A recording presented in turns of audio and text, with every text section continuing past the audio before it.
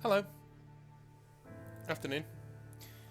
I thought it was about time that I came on and did a little guide for Blackcoats. A few of you have seen now a few streams that we've been doing, and I'm very proud of them. I'm very proud of the rules and the setting and the players have done so well so far. We'll be carrying that on this weekend. The reason why we didn't have a session the last weekend was because everyone, there was two people who were busy, which family, things going on. And I wanted an extra week to do some more writing because the next session is going to be a doozy. It's going to be a big one. So I wanted to come on and just give you a brief overview, well, a start of an overview of the world itself, the Deathless Lands, where Blackcoats takes place. It's a world which has inspirations from many different places. It's a world that has as much about the Old West in it as it does with Peaky Blinders, and as much about Oliver Twist in it as it does about Harry Potter. There are lots of different influences built into this deep, dark world that we are building together. So I thought I'd just give you a nice little video on the Deathless Lands and why they're called the Deathless Lands, and why some of the things that you've been hearing in the sessions, may confuse you a bit, but hopefully after this video they don't. So, let's do a brief introduction, shall we? So, the world that we're on in the Deathless Lands is not Earth, okay? It's very Earth-like, of course, and it had huge empires on it before an event called the Great War, and the Great War essentially smashed the entire world apart. Think of it as the World War I on steroids. This is a war which absolutely annihilates everybody and everything in huge amounts of trench warfare and chemical warfare and every horrific piece of warfare under the sun you can imagine. This is an ex-fantasy world. This used to be a fantasy world with medieval kingdoms that then became nobility. Very much like in our real world, where the medieval barons became, landholders in the British Empire, which then led to the First World War, when all these different alliances started breaking off. Well, this happened in this world too. During the Great War, the suffering was such that, and we don't know how, okay, and I've left it purposefully, on purpose, it's a bit ambiguous.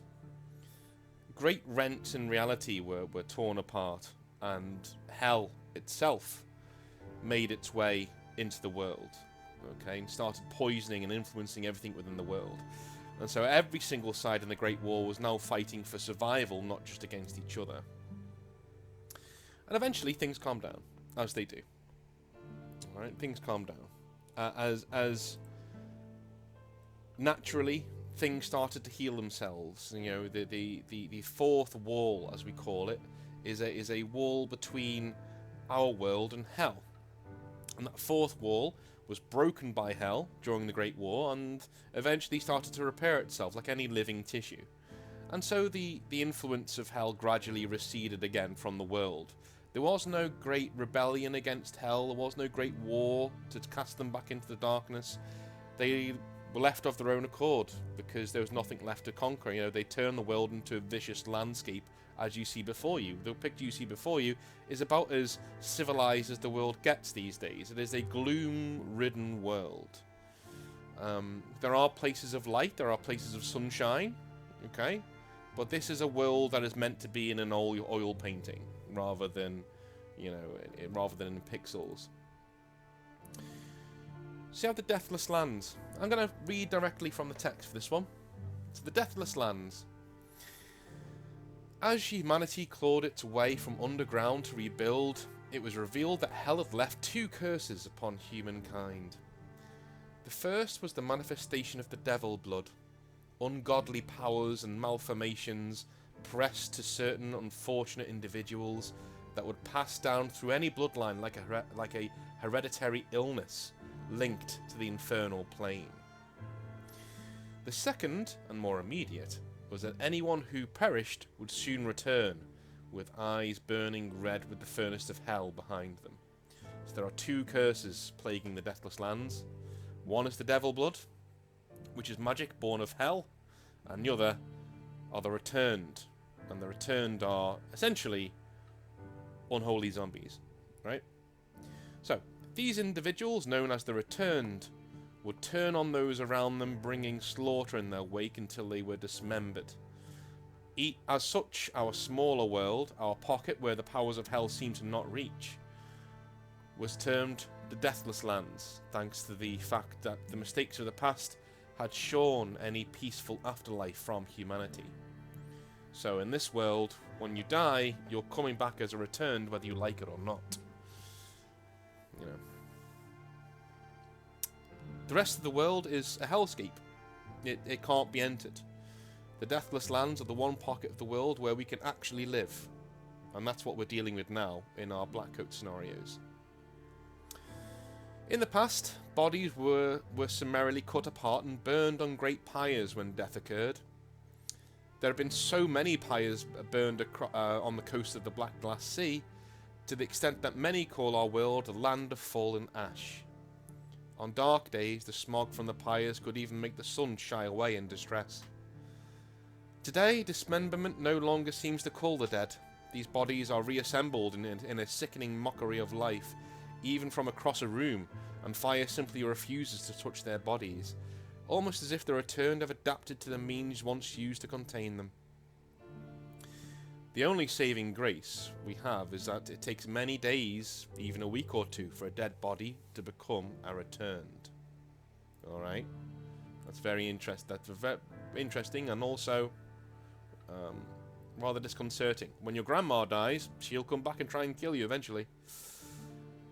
As such, the Blackcoats man the Black Train as one of their duties, ferrying the dead far out into the driftwood, the great hell-cursed waste that the world consists of, away from the Deathless Lands. So anywhere not the Deathless Lands is termed the driftwood, where they are buried in great mounds, there to wriggle and rage for all eternity. In the Duskfall Empire, another power on the world, the demon-blooded people of these lands lash their corpses to great weights and sail them out into the sea to be devoured by the great leviathans of the deep. Alright? So, there are two major powers in the world at the moment, at least that you're going to see. One is called the Dominion, and the Dominion is a faux English-style, British Empire-style, steampunk, metropolis-laden country of 5 different states known as the Tetrarchy. So you have the different states in the Dominion right now. There is Felharrow, which is a mist-strewn city from which the ruling family, the Wraith family, actually come from. Okay. You have New Corinth, which is the huge metropolis, the bustling, beating, rotten heart of the Dominion that sits on the coast of the Black Glass Sea. Jahera and Valentia, which are twin cities in the north, very warm, very very venom-laced places. Think every single Venetian stereotype you've ever come across, and thrown some steampunk in there. We have Cainite City, which is the newest city within the great state of the Dominion, and this is basically a clockwork city. This is a place of vast mechanical monstrosities where all of the new technology within the Dominion is built and tested. And of course you have Glavia. Glavia is the birthplace of the Blackcoats, and it is the frontier on which the driftwood sits in the far northwest. Okay. So those are the 5 or more, because I know Jahera and Valentia are technically 2, but we class them as 1. They are the 5 great states of the Dominion, and the Dominion itself is this conglomerate-style superstate sitting mostly on the coast of the Black Glass Sea. The Black Glass Sea itself is a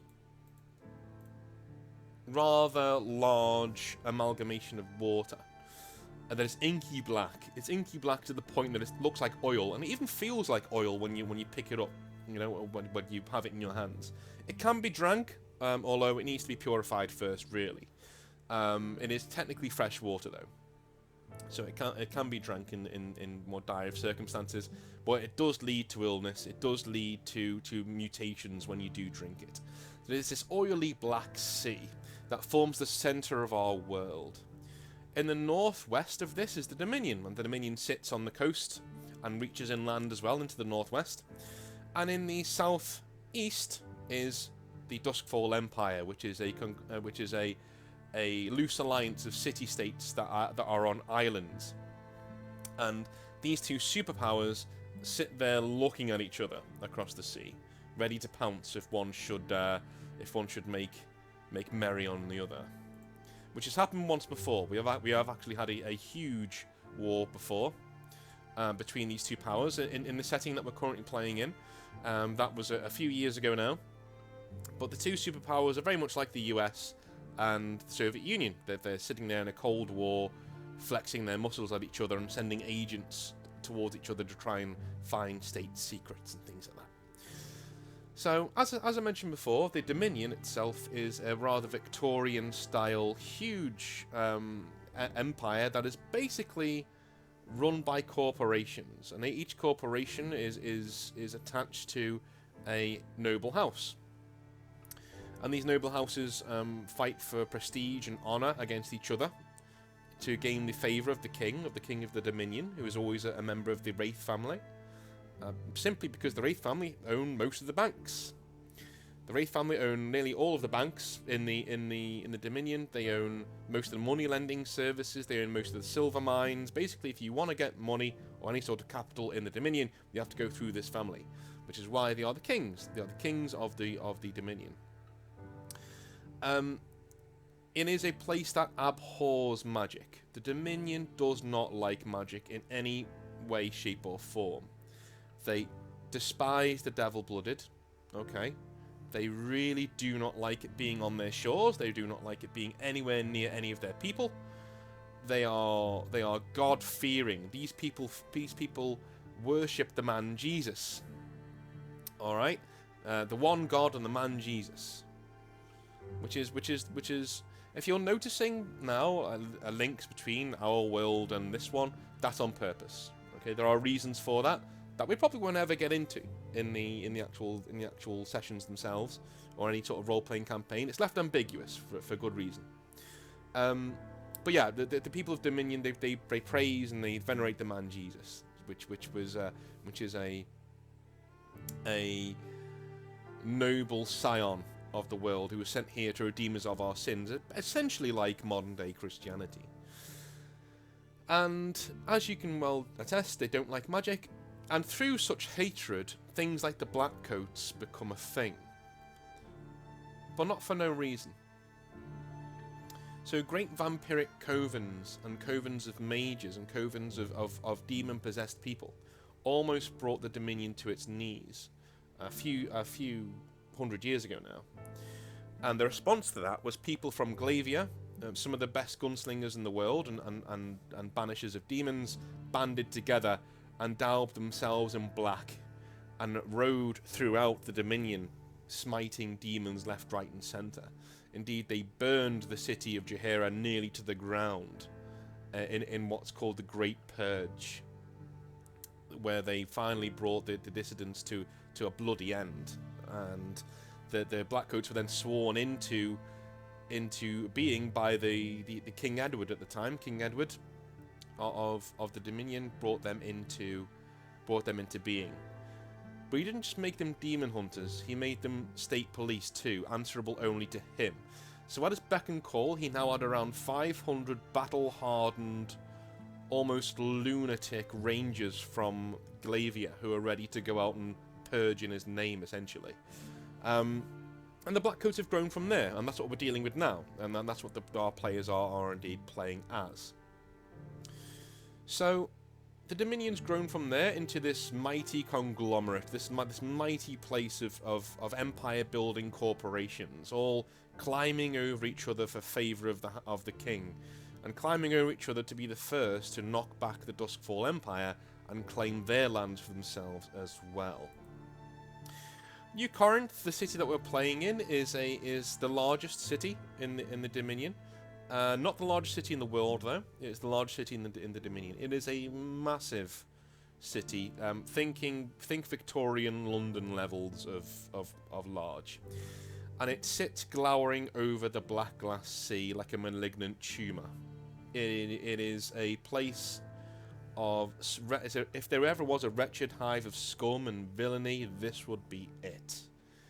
It is a place of darkness. It is a place of constant murmurings from below the grates of the streets, where the crone, who is the head of the king of the Dominion's intelligence services, is rumoured to reside and create sick experiments to try and fathom more technological advances for the Dominion.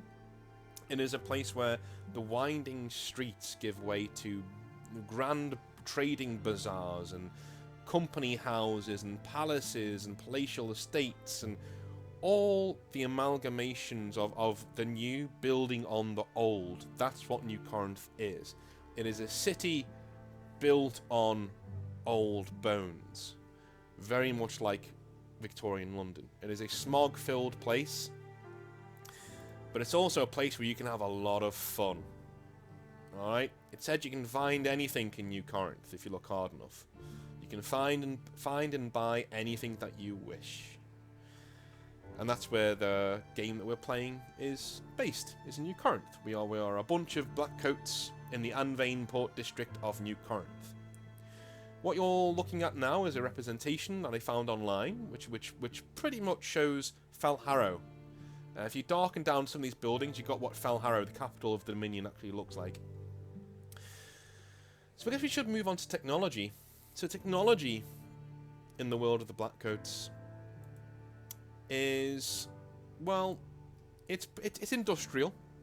So we have two forms of technology, really. Well, we have normal technology, which is just steam technology. But we also have Cainite technology. Now, I'm going to read you a little bit about Cainite technology.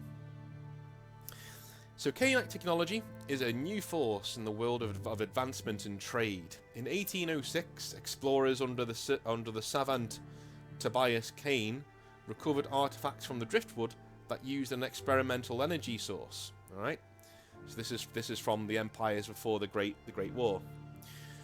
These artifacts resembled the electric chairs of old Earth, all right, used to condemn criminals to death. As Tobias Cain poured a decade of his life into uncovering their purpose, he came to a startling discovery. The human soul was a very real and tangible thing, and it was this soul being corrupted by the vestiges of hell that likely created the Returned in the first place. So, Tobias Cain stumbled on how the Returned are possibly made. The human soul was the missing component to what he now dubbed the soul engine, that he was now reverse engineering. So Tobias Cain found this apparatus and he reverse engineered it. First, condemned criminals were sent to the laboratories of Tobias Cain and strapped to the soul engine, their souls siphoned away into battery packs that were then used to power technology like engines, lighting, heating, and even rudimentary kinetic shielding. This represented a quantum leap for the Dominion, the state that Cain called home. And this led to the Second Great War in 1822 as the Dominion sailed across the Black Glass Sea to bring the Duskfall Empire to heel. The war turned the inky black seas into a deep crimson as the Dominion claimed a foothold on the islands off their coast at the cost of tens of thousands of lives. Alright. The great soul bombs that ended the conflict in a Pyrrhic victory for the Dominion were of Cainite design and tore apart the cities of Shrike and Circana, known now as the Twin Deaths, transforming the ghost-infested and tortured landscapes that forced the Duskfall Empire to the negotiating table. So those are two cities essentially destroyed by what we would term as an atomic bomb, but made of human souls.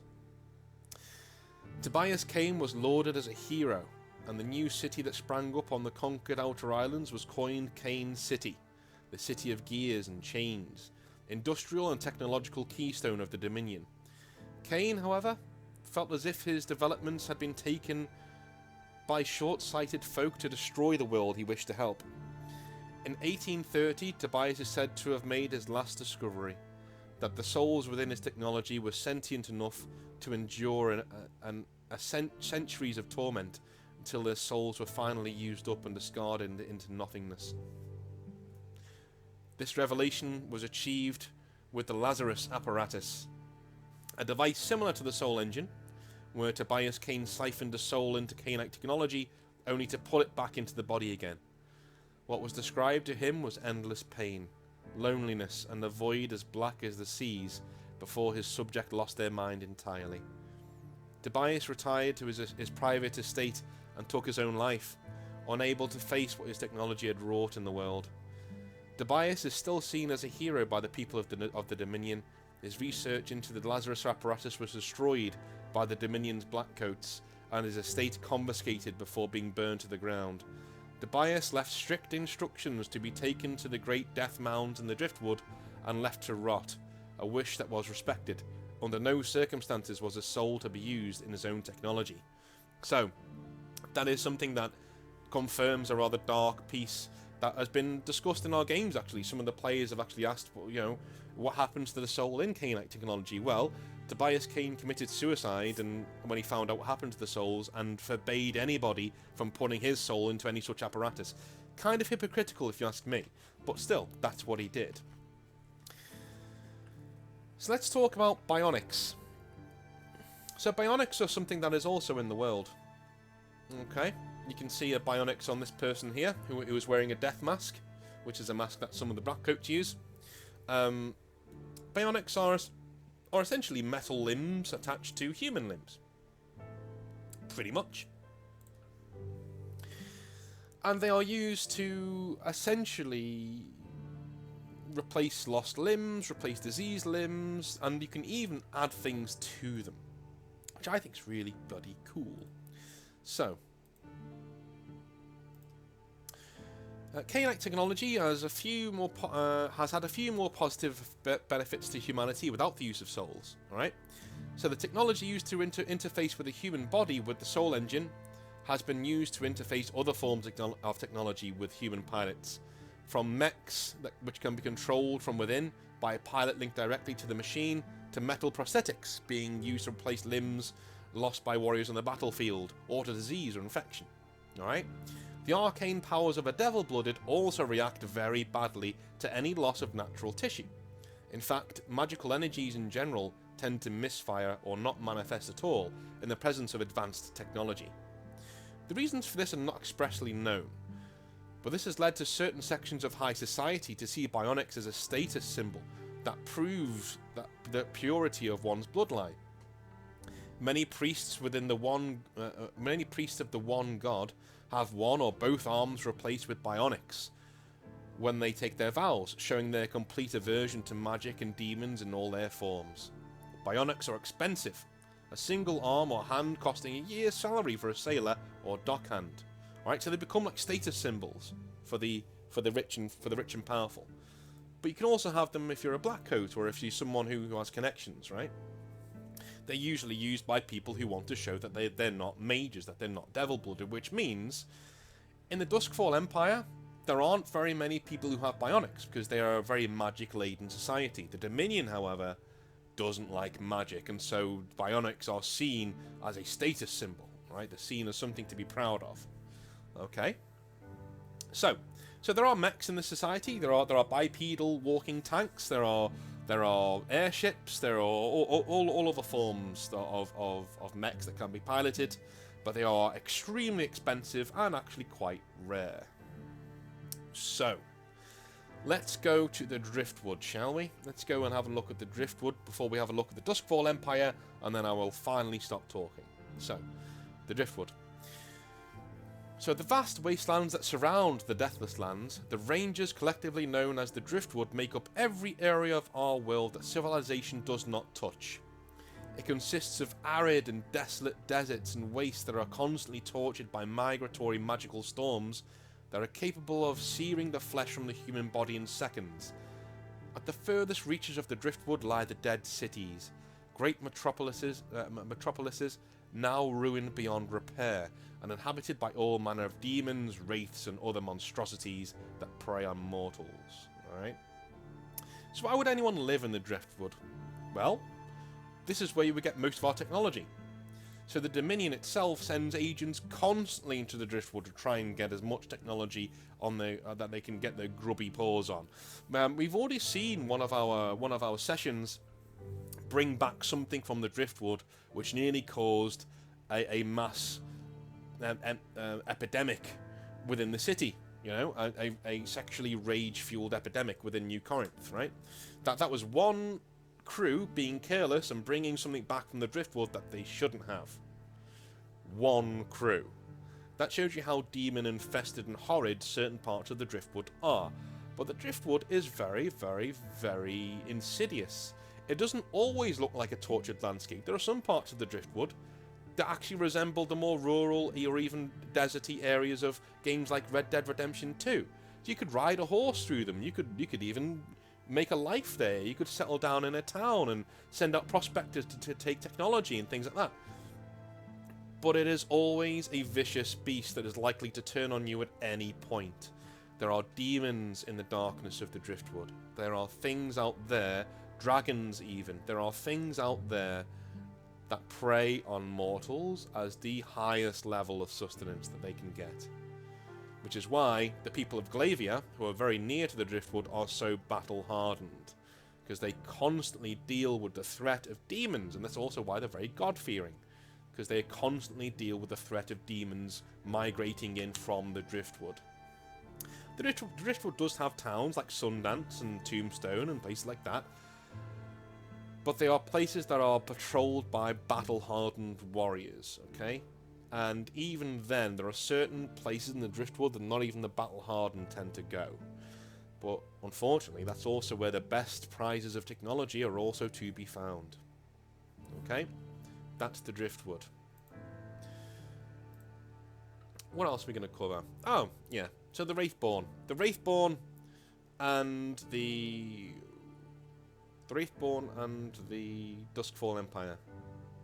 So the Wraithborn are essentially people anywhere in the world who are born of a union between a demon and a mortal. So there are two types of demons that can mate with mortals. The first one is an incubus, which is a male style of demon. The second one is a succubus, which is a female style demon.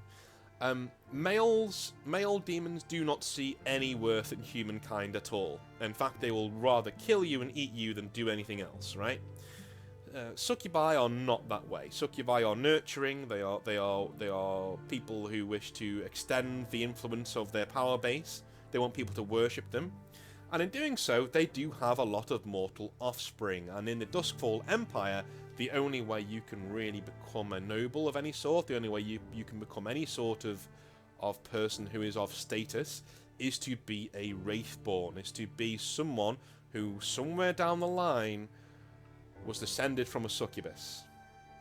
Okay, somewhere down the line, if you are a Wraithborn, someone down your family line, or even your father, had a baby with a succubus, and it produced your line. Whenever this happens, the Duskfall Empire raises that person up into nobility immediately. You are now a noble, you're now of status. Because Wraithborn generally walk the world as predators. They are apex predators in human guise. These are people. Well, let's do you know what? Why am I doing this? Let's do a bit of a reading from the text, shall we? Let's do a little bit of a reading of the Wraithborn. So, the backbone of the Duskfall Empire, the Wraithborn are the mortal offspring of demonic parents. Ironically, not all denizens of hell are bestial in nature. Some are humanoid and can at least take on the form of alluring humans to attract others to their side. The two forms of demons associated with Wraithborn are succubi and incubi, but this is an urban legend. Incubi are considered sterile and are jealous of their powers being shared with mortals. As succubi are female and are the recipient of the seed of their partner, it is they who give birth to Wraithborn. Any such any child of such a half-breed is also considered a Wraithborn from this moment, as their powers, unlike a vampire's, never diminish through the generations. So it doesn't matter how far removed you are from the succubi in your family line, you're still as powerful as everyone else who came before you. The ruling class of the Duskfall Empire are made almost exclusively of such individuals, and the fact that succubi often act as the progenitors of such noble lines means that the Duskfall Empire is a much more matriarchal society than other powers in the Deathless Lands. Most Wraithborn are prodigious in their talent with the Devil Blood, and most of the upper echelons of Duskfall's political sphere achieve their status thanks to their skills with its powers. So the Duskfall Empire is essentially a demon-laced place of island cities, a pirate-infested hellhole, if you listen to the people in the Dominion, of debauchery and narcotics and slavery and drug taking and all sorts of depraved actions. And people from the Duskfall Empire would say, yes, and that's really fun, thank you very much. Because they are not people who are ashamed of what they are. They know they have demon blood. They know most of their ruling classes summon demons and cavort with them. They know that most of their upper echelons are mages who brazenly fight each other on the streets for power and prestige and magical duels. It is a place of wanton freedom. Okay? But it is also a place of constant danger. It is a place that will never really conquer anywhere else, nor does it really want to. You know, all the Duskfall Empire wants is to be left alone to get along with its fun in peace. You know, they want the Bible beating of the Dominion to stop, and to stop over there, thank you very much. Whereas the Dominion see themselves as the saviours of this world. They see themselves as the people who are here to protect everybody from demons and things like that. And maybe they're right. Maybe they're right. Because the Duskfall Empire will never grow to be as powerful as the Dominion. The best they can do is hold them off through their sheer magical power. But they're so incestuous in their wars, they're so inward-looking, that the flame that burns twice as hot burns half as long. And the Dominion is determined to be around forever, whereas the Duskfall Empire just wants to live and burn out. Better to burn out than to fade away. That sort of a thing, right? That's the Duskfall Empire in a nutshell. So, we've seen pretty much everything that there is to offer in terms of the world itself. I've not really covered the Blackcoats because we're doing that in the sessions. And eventually I will do a video on the Blackcoats if that's what you want me to do. But this is the world that we have. It is a world of vast open spaces, of horse-drawn carts, of vast airships, of great clockwork cities, of dark, insidious magics and demon-laced people, to cowboys on the range with, you know, gambling their lives away, to people in Victorian-style cities hugging the darkness alleyways, waiting for their next pay score to come along. It is a place of unerring darkness and unerring interest. And I really do hope that you enjoyed this video and that you will join us on our next venture into the Deathless Lands. Thank you very much, and I'll speak to you guys later.